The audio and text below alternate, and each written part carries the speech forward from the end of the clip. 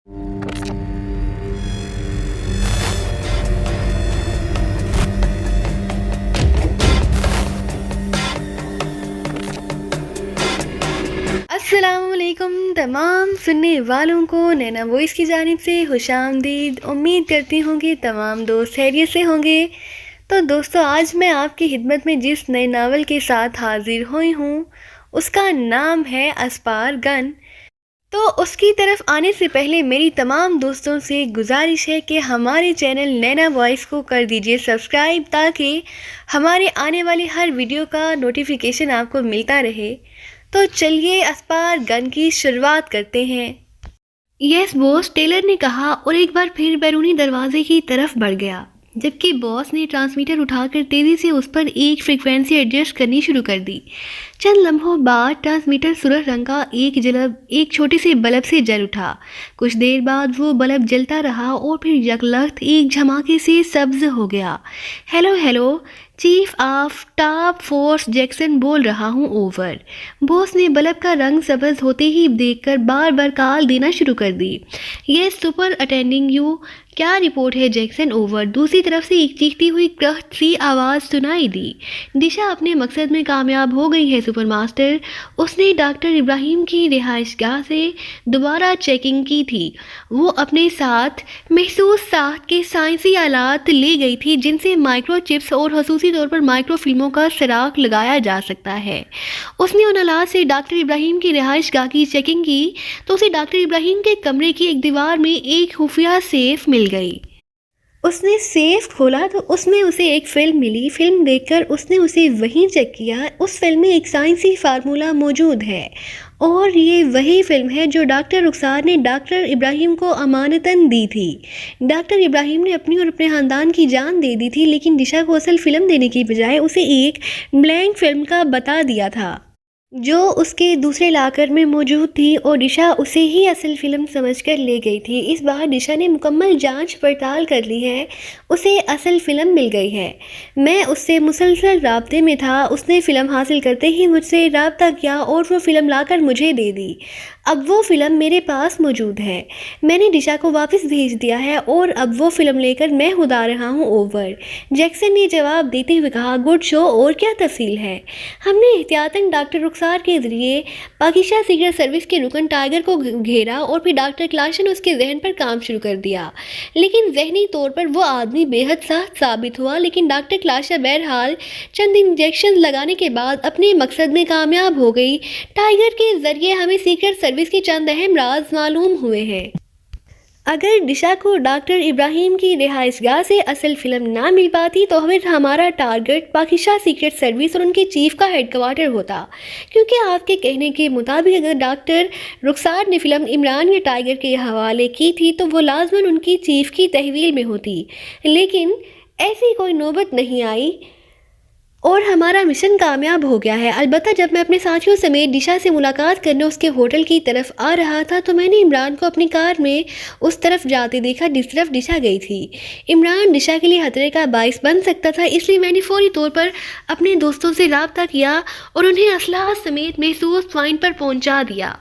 और फिर जैसे ही इमरान हमारी रेंज में आया हमने उसे घेर लिया।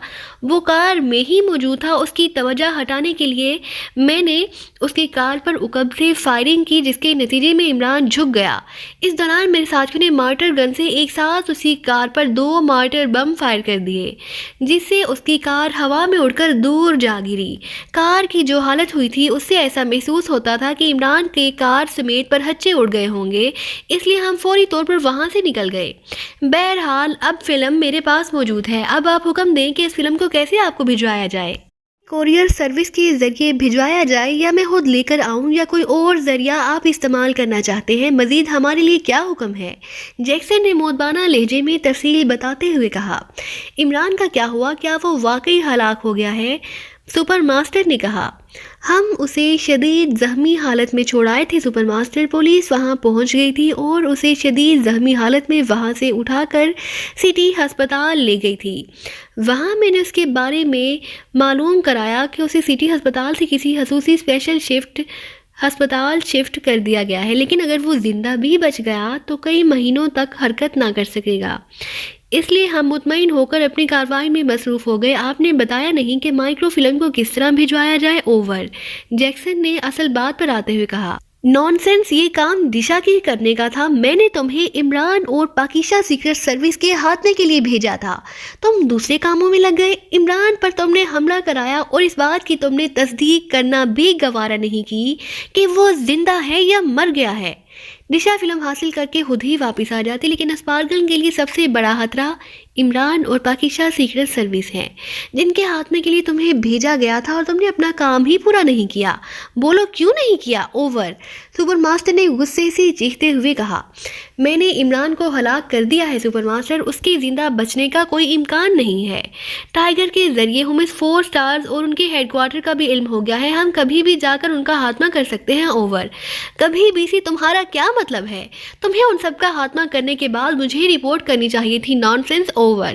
سپر ماسٹر نے اسی طرح غصے سے چیختے ہوئے کہا، یہ کام آج ہی ہو جائے گا سپر ماسٹر، میں ابھی اپنے ساتھیوں کو لے جا کر فوراً 4 سٹارز کے ہیڈ کوارٹر پر حملہ کر دیتا ہوں اور پھر میں 4 سٹارز میں سے کسی ایک کو زندہ پکڑ کر اس سے باقی ممبران کے بارے میں پوچھ لوں گا، ان کے ذریعے مجھے ان کے چیف کا بھی پتہ چل جائے گا، تو میں اس کے ہیڈ کوارٹر میزائلوں سے اڑا دوں گا، ان میں کسی ایک کو بھی زندہ نہیں چھوڑوں گا۔ اوور۔ جیکسن نے کہا، ٹائیگر اب کہاں ہے؟ ٹائیگر کو میرے حکم پر شہر سے باہر ایک ویران علاقے میں لے جا کر چھوڑ دیا گیا ہے، البتہ اس کی گردن کے عقبی حصے میں MCB لگا دیا ہے تاکہ جو لوگ اس سے باتیں کریں وہ باتیں اور ارد گرد کا علاقہ ہماری مشین چیک کرتی رہے۔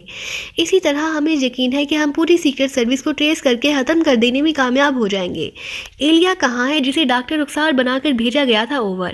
ایلیا کا کام ختم ہو گیا تھا سپر ماسٹر، اس کے ذریعے ہمیں ٹائیگر کو باہر لانا تھا اور اس نے یہ کام کر دیا تھا، اس لیے میں نے اسے فوری طور پر واپس جانے کی ہدایات دے دی تھی۔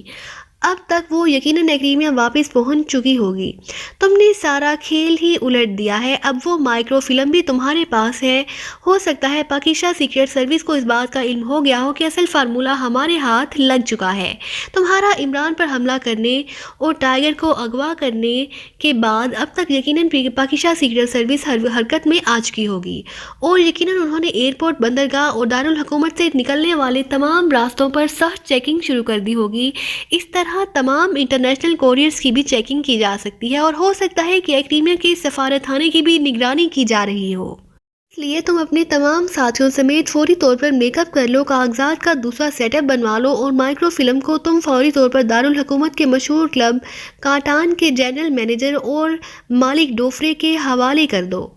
اپنی تمام رہائش گاہیں بھی تبدیل کر دو، اور اگر اس میں کوئی رکاوٹ ہو تو ڈوفرے سے کہہ دینا، وہ فوری بندوبست کر دے گا۔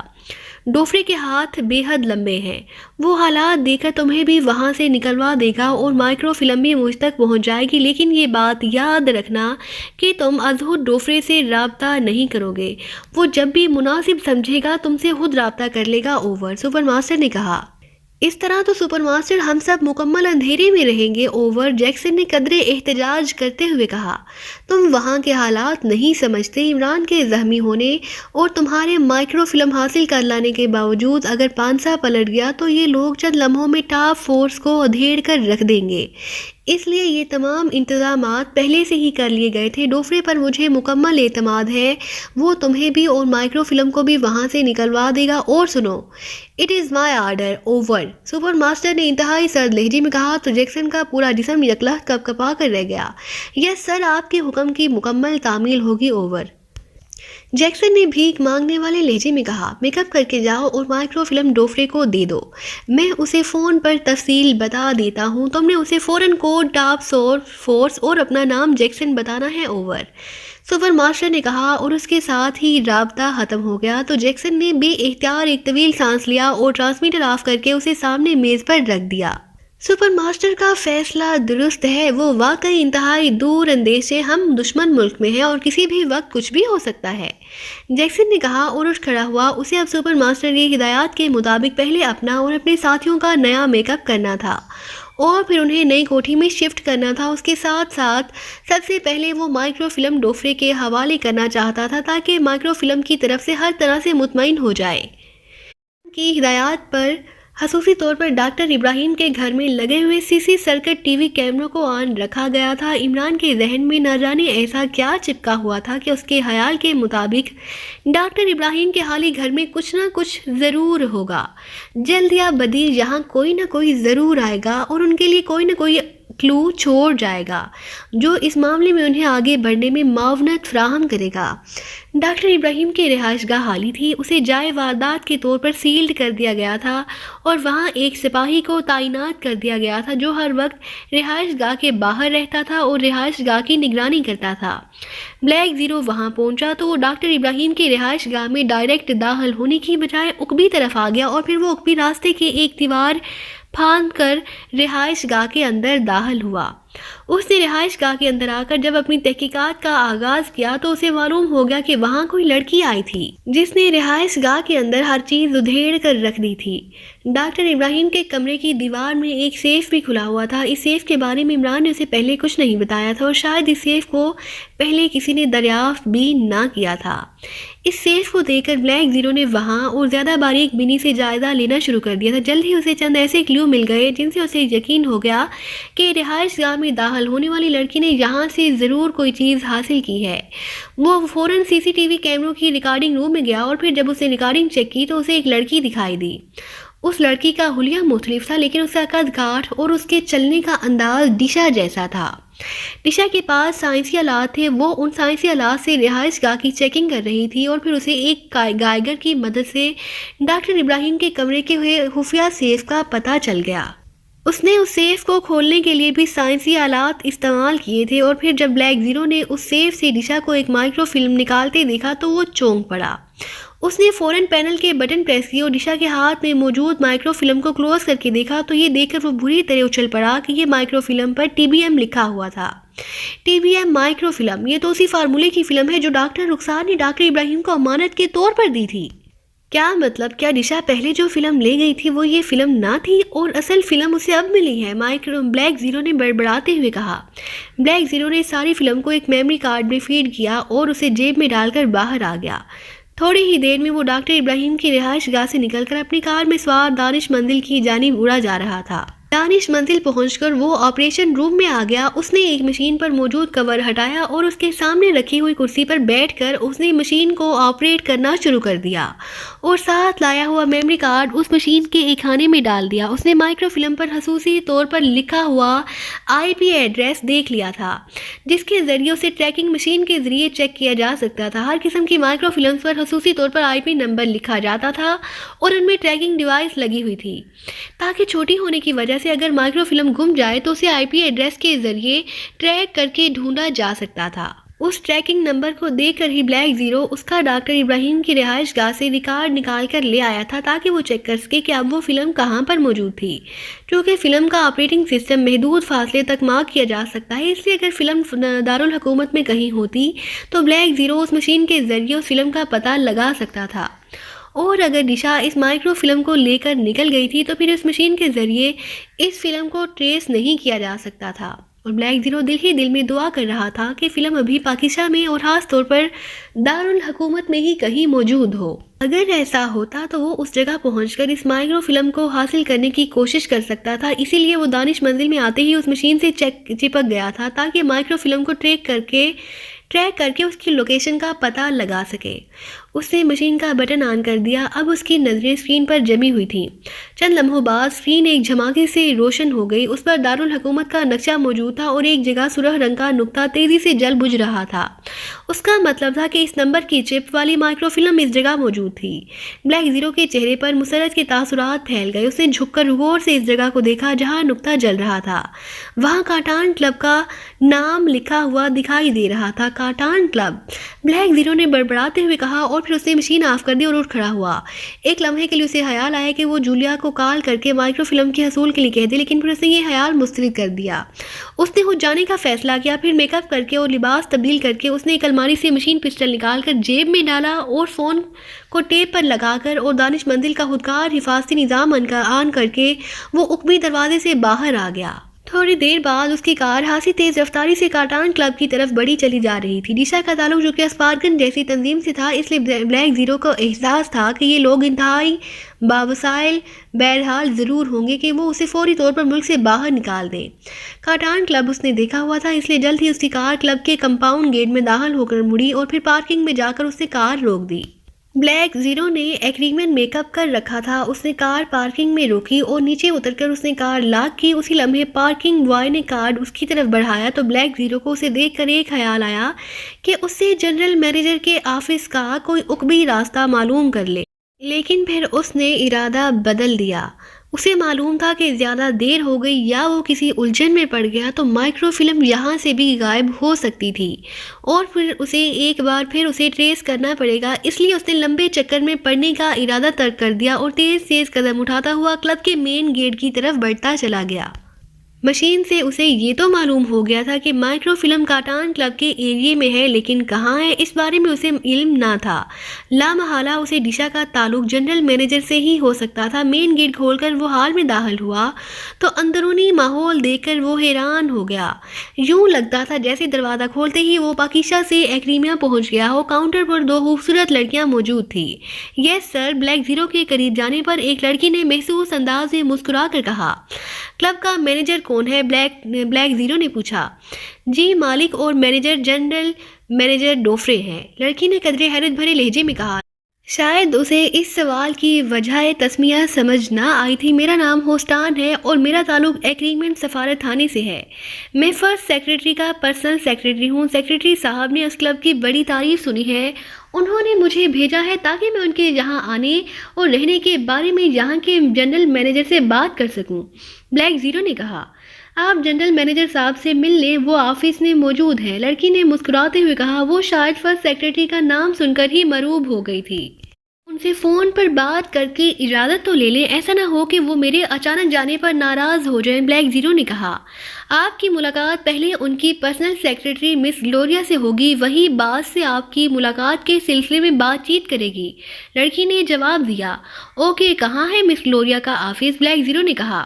ادھر سائڈ میں راہداری کے آخر میں دربان موجود ہوگا، وہاں، لڑکی نے ہاتھ سے اشارے سے کہا تو بلیک زیرو نے اس کا شکریہ ادا کیا اور تیز تیز قدم اٹھاتا ہوا راہداری میں داخل ہو گیا۔ راہداری کے آخر میں ایک بند دروازے کے سامنے باورچی دربان موجود تھا۔ بلیک زیرو کے قریب پہنچنے پر اس نے سلام کیا اور پھر ہاتھ سے دروازہ کھول دیا۔ بلیک زیرو اندر داخل ہوا تو سامنے ہی میز کے پیچھے ایک نوجوان اور خوبصورت لڑکی بیٹھی ہوئی تھی۔ اس کے جسم پر سکرٹ تھی اور وہ فون پر بات کر رہی تھی۔ اس نے بات کرتے ہوئے بلیک زیرو کو بیٹھنے کا اشارہ کیا تو بلیک زیرو کرسی پر بیٹھ گیا۔ چند لمحوں بعد اس نے ریسیور رکھ دیا۔ یس سر، فرمائیے سر، میرا نام گلوریا ہے، لڑکی نے بڑے مودبانہ لہجے میں کہا۔ بلیک زیرو نے اسے بھی وہی کہانی سنا دی جو وہ پہلے کاؤنٹر گرل کو سنا چکا تھا۔ لڑکی نے بات سن کر اس بات میں سر ہلایا اور سامنے موجود انٹر کام کا ایک بٹن پریس کر دیا۔ یس، ایک بھاری سی آواز سنائی دی۔ گلوریا بول رہی ہوں بوس، گلوریا نے کہا اور پھر وہی بات دہرا دی جو بلیک زیرو نے اس سے کی تھی۔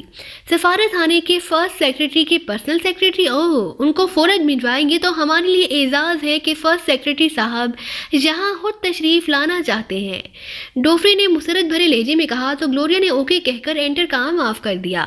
آئیے سر، میں آپ کو بوس تک چھوڑ آؤں، گلوریا نے انتہائی مرعوب لہجے میں کہا اور اٹھ کھڑی ہوئی۔ پھر وہ بلیک زیرو کو ساتھ لیے ایک سائڈ پر موجود ایک چھوٹی سی راہداری سے گزر کر ایک بند دروازے کے سامنے پہنچ کر رک گئی۔ تشریف لے جائیں سر، گلوریا نے کہا تو بلیک زیرو نے دروازے کو دھکیلا تو دروازہ کھلتا چلا گیا اور اسے کھلنے کے انداز سے ہی بلیک زیرو سمجھ گیا کہ کمرہ ساؤنڈ پروف ہے۔ یہ ایک خاصا بڑا وسیع کمرہ تھا جس میں مہاگنی کی بڑی آفس ٹیبل کے پیچھے اونچی پشت کی ریوالونگ چیئر پر ایک لمبے قد اور بھاری جسم کا ایگریمنٹ نژاد آدمی بیٹھا ہوا تھا۔ اس کا چہرہ چوڑا لیکن آنکھیں چہرے کی مناسبت سے خاصی چھوٹی تھی، جن میں سانپ کی آنکھوں جیسی تیز چمک تھی۔ اس نے ڈارک براؤن کلر کا سوٹ پہنا ہوا تھا اور سرخ رنگ کی ٹائی باندھی ہوئی تھی۔ بظاہر وہ ایک باروب سا آدمی دکھائی دے رہا تھا، لیکن بلیک زیرو سے دیکھتے ہی سمجھ گیا کہ یہ آدمی حد درجہ عیار، شیطانی ذہن کا مالک، انتہائی خود غرض اور موقع پرست آدمی ہے۔ یہ اپنے معمولی سے مفاد کے لیے دوسروں کی زندگیوں سے بھی کھیل سکتا ہے۔ میرا نام ہوسٹان ہے، ہے, بلیک زیرو نے دروازہ بند کر کے اسے باقاعدہ لاک کرتے ہوئے کہا۔ ڈوفرے اسے دروازہ لاک کرتے دیکھ کر چونک پڑا۔ جی لیکن آپ نے دروازہ کیوں لاک کیا ہے؟ ڈوفرے نے حیرت بھرے لہجے میں کہا۔ فرسٹ سیکرٹری صاحب کے سلسلے میں چند ایسی باتیں کرنی ہیں جنہیں آؤٹ نہیں ہونا چاہیے اور نہ ہی ڈسٹربنس ہونی چاہیے۔ بلیک زیرو نے مسکراتے ہوئے جواب دیا، اوہ اچھا، میرا نام ڈوفرے ہے اور میں کلب کا مالک اور جنرل مینیجر ہوں۔ ڈوفرے نے اس بار قدرے مسکراتے ہوئے کہا اور میز کی سائڈ سے نکل کر اس نے مصافحے کے لیے ہاتھ بڑھایا اور پھر بڑے گرم جوشانہ انداز میں مصافحہ کر کے اس نے بلیک زیرو کو بھی بیٹھنے کا اشارہ کیا۔